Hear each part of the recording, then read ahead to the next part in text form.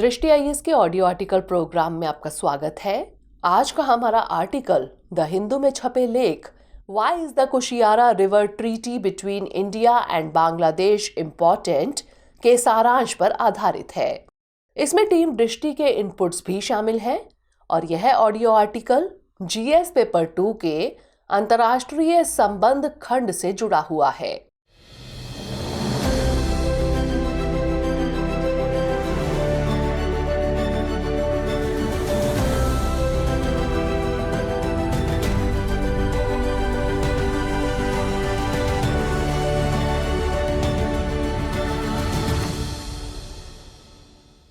तो आइए लेख की शुरुआत करते हैं। कुशियारा नदी समझौता भारत के असम राज्य और बांग्लादेश के सिलहट जिले के अंतर्गत बहने वाली कुशियारा नदी के जल बंटवारे को लेकर दोनों देशों ने एक संधि की है, जिसे कुशियारा नदी समझौता नाम दिया गया है। इस समझौते के अंतर्गत बांग्लादेश को सर्दियों के मौसम में कुशियारा नदी के लगभग 2500 क्यूसेक जल में से 153 क्यूसेक जल प्राप्त होगा। भारत बांग्लादेश द्विपक्षीय संबंधों के लिहाज से यह समझौता अत्यंत ही महत्वपूर्ण माना जा रहा है। तो आइए विस्तार से समझते हैं कुशियारा नदी समझौता एवं इसके विभिन्न आयामों के बारे में। नदी जल प्रबंधन की समस्या हमेशा से ही रही है, लेकिन जब नदी सीमा पारीय हो अर्थात दो देशों के बीच बहती हो तो यह समस्या और भी बड़ी हो जाती है। चूंकि नदी किसी देश की भौगोलिक संसाधन होती है तथा परंपराओं एवं लोक संस्कृति से जुड़ी होती है, ऐसे में नदियों को लेकर किसी भी प्रकार का विवाद आम जनमानस के साथ ही साथ राष्ट्रों की विदेश नीति को भी प्रभावित करता है। हाल ही में बांग्लादेश की प्रधानमंत्री शेख हसीना 5 से 8 सितंबर को भारत दौरे पर आई थी। इस दौरान भारत बांग्लादेश ने विभिन्न समझौतों पर हस्ताक्षर किए। इन्हीं में से एक था कुशियारा नदी समझौता। कुशियारा नदी को लेकर भारत की सीमा सुरक्षा से संबंधित कुछ चिंताएं थी, जिसकी वजह से भारत इस समझौते पर सहमत नहीं हो रहा था। कई दौर की बैठकों के बाद इस समझौते का प्रारूप पिछले माह अगस्त में दोनों देशों के संयुक्त नदी आयोग द्वारा तैयार कर लिया गया था और अंततः प्रधानमंत्री शेख हसीना के भारत आने के बाद इसको औपचारिक रूप भी दे दिया गया। दरअसल बीते कुछ वर्षों से असम का दक्षिणी क्षेत्र और बांग्लादेश का सिलहट क्षेत्र बाढ़ की समस्या से जूझ रहे थे। दूसरा, ठंडी और गर्मी के मौसम में सूखे का भी सामना कर रहे थे, जिसके कारण फसल उत्पादन पर प्रभाव और फसल चक्र में अनियमितताएं पैदा हो रही थी। ऐसे में वहां के क्षेत्रीय कृषकों के हितों को देखते हुए इस तरह का समझौता आवश्यक हो गया था। 1996 के गंगा नदी जल समझौता के लगभग 26 सालों बाद भारत बांग्लादेश के बीच इस तरह का कोई नदी जल समझौता हो रहा है, इसलिए भी इसकी महत्ता बढ़ जाती है। चूंकि इस समझौते को मूर्त रूप देने में संयुक्त नदी आयोग की भूमिका महत्वपूर्ण रही है, अतः आगे बढ़ने से पहले आइए जान लेते हैं भारत बांग्लादेश संयुक्त नदी आयोग के बारे में।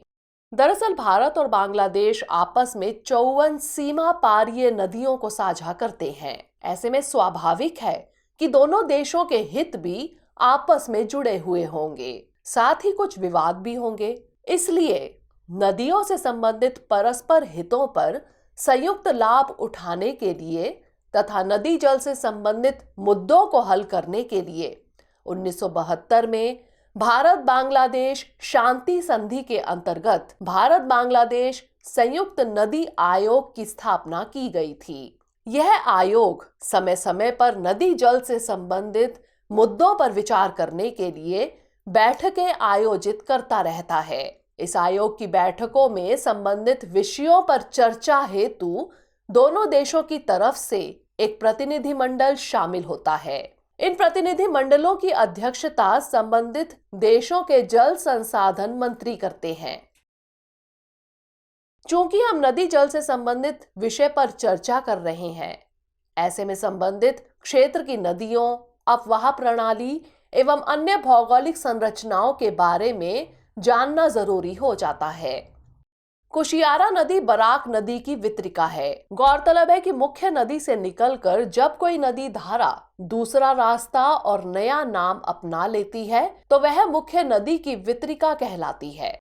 बराक नदी का उद्गम भारत के मणिपुर राज्य के सेनापति जिले की मणिपुर पहाड़ी से होता है, जो सूरमा मेघना नदी प्रणाली का हिस्सा है। असल में बराक नदी जब बांग्लादेश सीमा पर पहुंचती है तो सूरमा और कुशियारा नामक दो नदी वितरिकाओं का निर्माण करती है।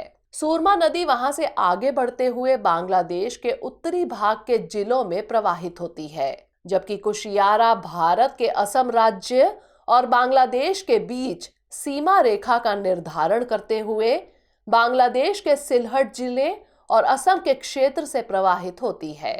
यही बराक नदी आगे चलकर मेघना नाम से जानी जाती है, जो आगे गंगा एवं ब्रह्मपुत्र नदी के साथ बांग्लादेश के अन्य क्षेत्रों में बहती है।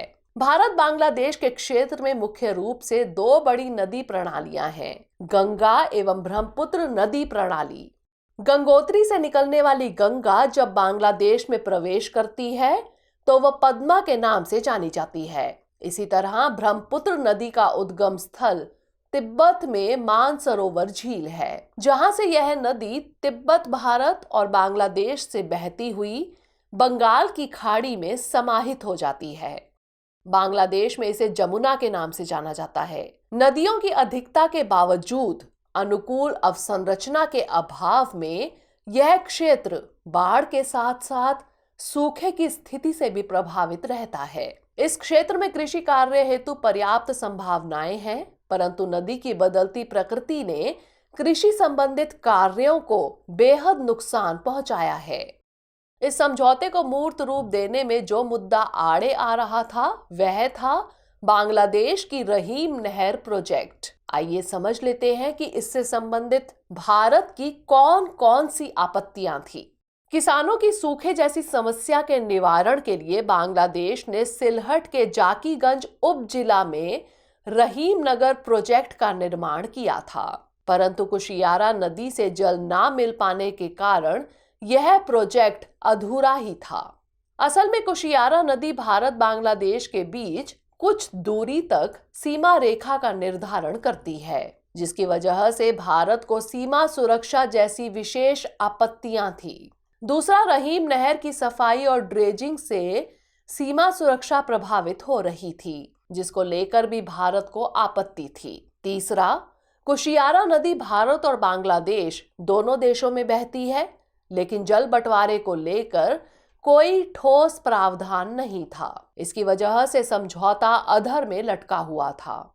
ऐसे में 25 अगस्त 2022 को ही दोनों देशों की संयुक्त नदी आयोग की बैठक में सभी संबंधित आपत्तियों का निराकरण कर समझौते को अंतिम रूप दे दिया गया था। चूंकि ये सभी आपत्तियां भारत की ही तरफ से थी, ऐसे में इस समझौते के बाद सभी आपत्तियां स्वतः ही समाप्त हो गई। 8 किलोमीटर वाले रहीम नहर पर जगह जगह बांग्लादेश ने वाटर पंपों का भी निर्माण किया है, जिससे पानी की उपलब्धता का फायदा सिलहट और आसपास के क्षेत्रों के सारे किसान उठा सकेंगे। इस समझौते के अंतर्गत और बांग्लादेश का सिलहट जिला और असम का दक्षिणी क्षेत्र मुख्य रूप से लाभान्वित होगा। साथ ही साथ कुछ अन्य प्रकार के भी लाभ इस समझौते के अंतर्गत निहित हैं। तो आइए अब समझ लेते हैं कि कुशियारा नदी समझौता दोनों देशों को किस तरह से लाभ पहुंचाएगा। बुनियादी तौर पर देखें तो इस समझौते के माध्यम से अब नदी जल का उपयोग वर्ष भर समान रूप से किया जा सकेगा। इससे सीधे तौर पर लगभग 10,000 हेक्टेयर भूमि और लाखों किसानों को फायदा होगा। बांग्लादेश को इस समझौते के माध्यम से सालाना 153 क्यूसेक जल प्राप्त होगा।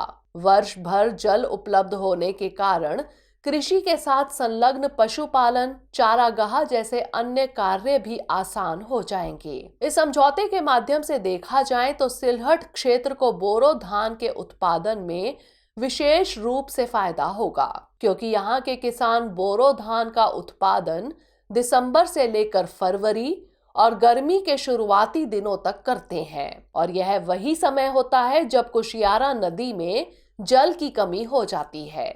ऐसे में इस समझौते के माध्यम से बांग्लादेश को प्राप्त होने वाले जल से इस क्षेत्र के किसानों को फसल उत्पादन में सहायता मिलेगी और किसानों की आय भी बढ़ेगी। मॉनसून के मौसम में उचित जल निकासी का प्रबंधन ना होने के कारण यह क्षेत्र बाढ़ की समस्या से ग्रसित रहता है। वहीं दूसरी तरफ गर्मियों में सूखे की स्थिति का भी सामना करना पड़ता था।